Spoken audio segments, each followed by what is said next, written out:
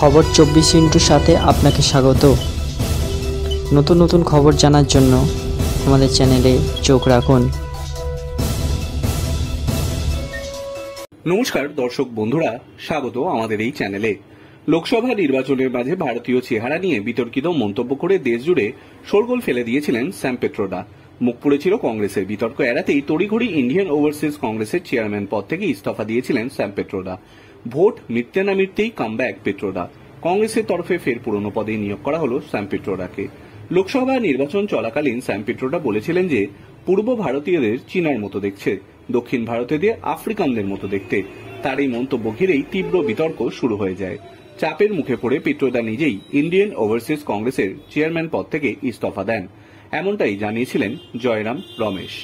Vote মিটতেই গতকাল জানা যায় ফের ইন্ডিয়ান ওভারসিজ কংগ্রেসের চেয়ারম্যান পদে নিযুক্ত হচ্ছেন স্যাম পেট্রোডা। কংগ্রেসের সাধারণ সম্পাদক কেসি বেণুগোপাল বিবৃতি জারি করে এই কথা জানান। এদিকে পুরনো পদে ফেরার পর স্যাম পেট্রোডা একটি সাক্ষাৎকারে জানিয়েছেন যে তিনি পদ থেকে ইস্তফা দিতে বাধ্য হয়েছিলেন, কারণ প্রধানমন্ত্রী নরেন্দ্র মোদী নিজের রাজনৈতিক স্বার্থ পূরণের জন্য তার বক্তব্যকে বিকৃত করেছিলেন। ব্যুরো রিপোর্ট, খবর 24x7।